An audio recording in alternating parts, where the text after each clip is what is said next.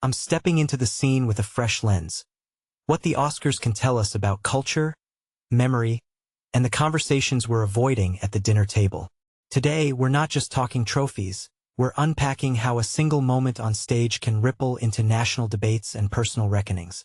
Let's dive in. A gut check hook first. What happens when a headline you'll never forget becomes a living room conversation you can't ignore?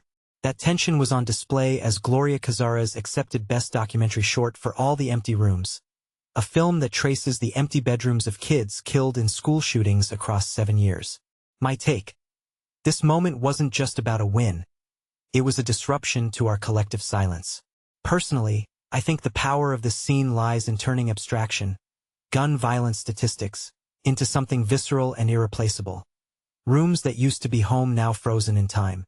From my perspective, that shift from data to texture is what makes documentary storytelling so essential. Context setup. The speech foreground a deeply personal truth. Cazares reminded a global audience that her daughter Jackie, who was 9 when she died in Uvalde, remains more than a statistic or a loud headline. What makes this really interesting is how the Oscars, an entertainment event, become a platform for urgent civic storytelling. In my opinion, the juxtaposition of glamour and grief exposes a paradox. Public rituals can carry private pain into the national consciousness, pressuring viewers and policymakers to respond rather than retreat. Main breakdown, Idea 1, turning grief into policy pressure. The core claim is simple: showing empty bedrooms could catalyze change, because seeing is a form of urging action. What this really suggests is a strategy for advocacy that leverages empathy over argument. What many people don't realize is how visuals compress time and scale emotionally. An empty room feels more immediate than a chart.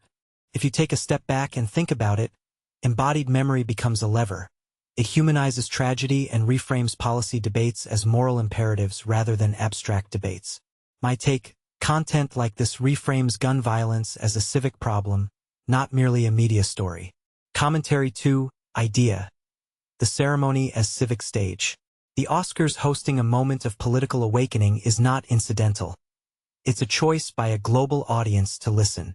What makes this really interesting is how the ceremony's traditional separation between art and politics gets porous when a winner uses the moment to call for change. In my opinion, this signals a broader trend: mainstream platforms inviting marginalized voices to drive policy-relevant narratives. One thing that immediately stands out is that the platform itself becomes part of the message. Trust in national institutions can hinge on how they respond to these reminders. Main breakdown, Idea 2. The emotional bandwidth of memory. The short's concept, rooms frozen in time, leverages tactile memory to keep a tragedy alive beyond the initial shock. What this matters: it invites viewers to metabolize the trauma over time, not just at the moment of impact. What this is really saying: memory is not passive. It's a tool to improvise new norms. A detail I find fascinating is how the film stitches 7 years of reporting into a single, intimate thread. This connects to a bigger trend: long-tail storytelling that compounds attention on slow-moving social issues. Main breakdown, Idea 3, broader Oscar moments reflecting culture. The program also included a tapestry of wins and moments, cinematography milestones, original screenplay breakthroughs, and even a live-action shorts tie. From my perspective, these scattered triumphs illustrate how the Academy attempts to balance artistry with representation, history with novelty. What this really suggests is that the Oscars are trying to tell a story about who gets celebrated and why, at a moment when audiences crave more diverse voices and granular, human-centered storytelling. Deeper insight: the ceremony as a nerve center for cultural signal amplification. When viewers see leaders openly linking film art to real-world concerns, justice, representation, and accountability, the line between entertainment and public discourse blurs. What makes this significant is not just who wins, but who is invited to speak, and how their speech reframes the purpose of cinema in 2026. If you step back and think about it, the Oscars are morphing into a barometer for societal values, with moments that can nudge public attention toward policy discussions and philanthropic action.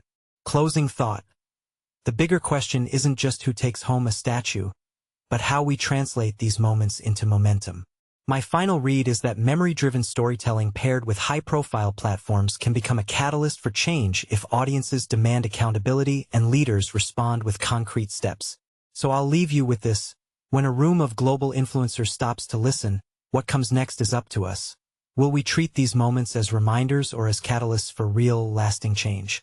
If you found this analysis useful, drop a comment with which moment you think had the biggest potential to shift public conversation, and tell me where you'd like me to dig deeper next.